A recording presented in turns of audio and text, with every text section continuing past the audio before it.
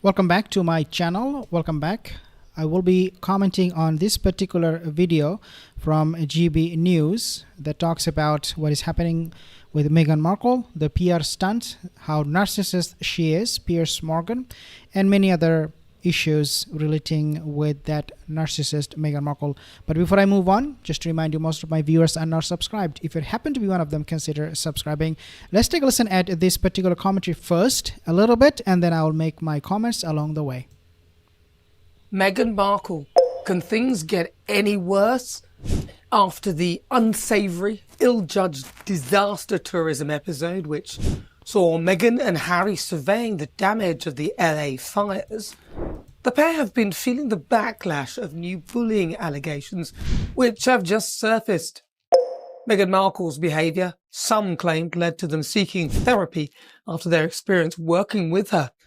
And Vanity Fair published a scathing report on Meghan Markle in an article in January, which brought to light a number of new bullying allegations, including claims that Meghan had treated ex-employees with mean girls behaviour that left them needing therapy, which is ironic coming from a couple who are supposed to be advocates of mental health.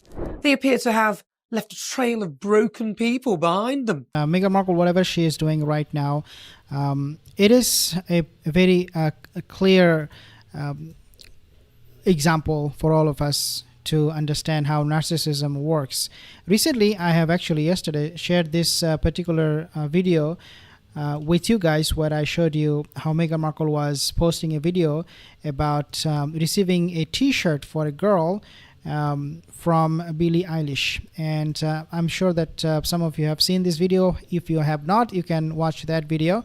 She posted this video actually yesterday, and she was bragging about, oh, not bragging actually, she was trying to come across as someone who was very, very humble, someone who was very, very down to earth, someone who really appreciated the gesture, the gift she received from Billie Eilish for that particular girl, victim of the LA fire. And throughout that cringe fest of that video, I think it was like 3-4 minutes, we found out how many times she lied. Now, I did mention that Meghan Markle did know about Billie Eilish's mom, and she was going to email her. Some of you have disagreed with me. He said no, she was going to actually email the mom of the girl from the LA fire victim. Regardless of what it is, she does tend to show us that she has connection, she knows people, and she is out there helping people. She is genuine. She is in that video, she was overreacting, and she was like, oh my god, this is what I have accomplished. I mean, come on. The video she posted was basically because she received a t-shirt for a girl from Billie Eilish. Like, it was not like a lifesaver for her, thank god. Otherwise, Meghan Markle, can you imagine what she would have done in that video? But even with the t-shirt, she was overreacting, she was making up lies, and I believe that the whole story about that girl, fire victim girl, and her mom, the whole story was fabricated. It was completely false. But this is what Meghan Markle does the best, which is making things up, making lies, and then come in front of camera, try to take all the credit, even though it should be Billie Eilish who should be taking the credit, but we don't see her at all. But what we see who else is going to be none other than Meghan Markle. Take a listen at this particular news again. That famous Piers Morgan walkout. I was actually on the show that day talking about the Oprah interview, and he said that he didn't believe a word that Meghan had said in that interview with Oprah. Meghan then made claims of mental health. His comments sparked a record 58,000 complaints to Ofcom, that's the UK media regulator, which later rejected the complaints, however saying that limiting his views would be a chilling restriction of free expression. Piers lost his job over that. That's the power that okay, Meghan... So I just want to make a quick point here, guys. So Meghan Markle, before she appeared in that Oprah Winfrey interview, she bullied people. It was something she did not too long ago before she sat with Oprah. So the memories were fresh in her mind. And then all of a sudden you see her preaching how to treat people nicely, how to take care of other people, which the monarchy fails miserably according to her. It just shows her character. As people say, every accusation is a confession. Meghan Markle, whatever she accused the monarchy of, everything she said about them was actually a confession. She was the one who were doing this herself. It was not anybody else. It was not even Prince Harry. It was Meghan Markle herself, pure evil. She was committing one evil after another, being a racist, being abusive, being this, being a narcissist. And then she will throw those things right on our faces, telling us, guys, look, I'm a victim of all of this. All the while, she was the one perpetrating all those crimes and scams, everything she was doing with the monarchy. And this is why she is so different. We have people who are abusive, who are degenerated. We understand those people, they're bad and they know it, and so they do not throw those blames on other people. They know it and they don't care sometimes. We understand those kind of people. But there is another level of evil, which is that you commit the crime, you commit those heinous acts, and then you blame other people, and then you play the victim yourself. This is why Meghan Markle's case is so different, and she should be seeing a doctor very, very soon. It is, even though it is too late, but I think the first thing that she should be doing is seeing a psychiatric and evaluate her mental health. Markle wielded back then. Or do you remember the time when host Tom Bradbury, who was actually very good friends with William and Kate, asked Meghan how she was coping during their tour of southern Africa? And even though she was surrounded by pure poverty of those who were far, far worse off than her and had everything to feel sorry for themselves about, she could only feel sorry for herself. When asked whether she was okay, she replied, thanks, but nobody ever asks her how she's doing. So it seems sort of ironic that both her and Harry could be perpetrators of behaviour that would affect the mental health of those around them negatively. People claiming that they need therapy after dealing with them. If it was only one person complaining about how they'd behaved, then I'd get it. But it's not just one person.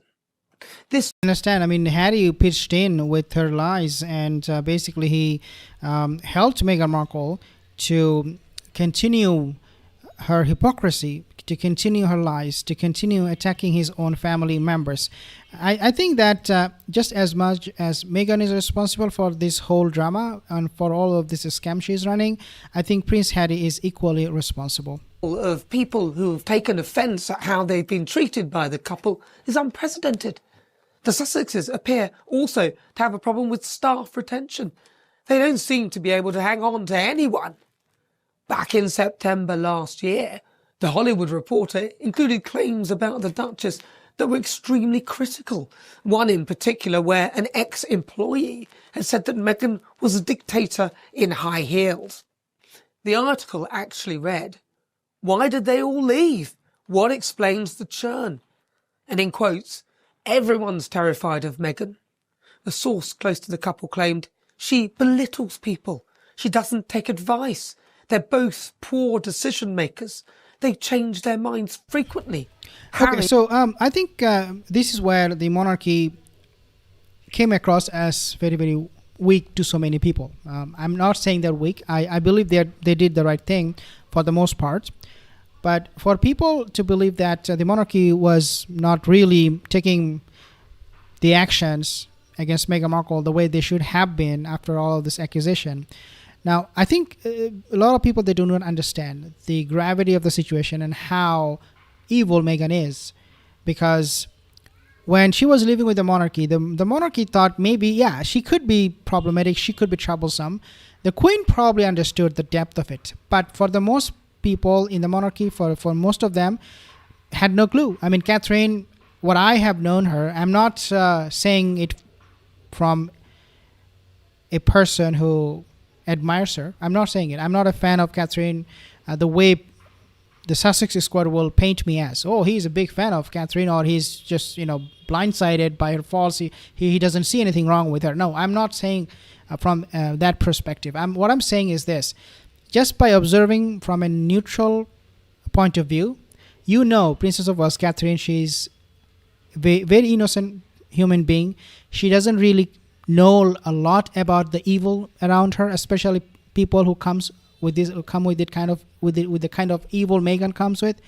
And therefore, when she met Meghan Markle, when she was with her, she had absolutely no clue who she was, how evil she was. Maybe she understood that, maybe Meghan Markle is really not the nicest person in the room, but she did not understand how evil, how bad Meghan was. Therefore, she was like, okay, this is how I should just get along with her, and sweep it under the rug and not talk too much about her activities, what she was saying. She was not, in other words, paying much attention because of her own character being so innocent. She doesn't see people in an evil way, the way Meghan says. And then all of a sudden she found out, oh my God, this woman who lived with me in the monarchy, in the palace walls, she actually is a narcissist, a bully, an evil person who is accusing me of being a racist. So when people say the monarchy did not take much of an action against Meghan Markle, I think the monarchy in the first place did not even understand how or to what extent Meghan and her evil was. Is a very, very charming person, no airs at all, but he's very much an enabler, and she's just terrible. The latest list of complaints have been the catalyst for the hastening of the couple's descent down the Hollywood hills. And if reports are to be believed, the Duke and Duchess of Sussex were also distressed by the Vanity Fair piece and are keeping a low profile. At GB News, we believe... Yeah, they are not keeping a low profile. Meghan cannot keep a low profile for too long. And this is why perhaps we have seen her coming out with that Billie Eilish gift. She was so desperate for more PR that she even recorded that video with her own phone. And it looks so unprofessional, looks so, pathetic. But Meghan is not going to keep a low profile for too long. She will... do some name drops. She will try to get those celebrities' attention. Now, obviously, Meghan Markle is expecting or hoping that Billie Eilish will tweet to Meghan Markle, thank you so much for making that video. And then Meghan will be tweeting back, and I made the video, So, and then the next thing you know is that Billie Eilish, this is how Sussex Squad will peddle those lies.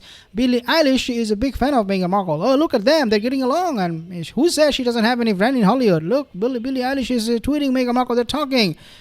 This is all charade and so pathetic.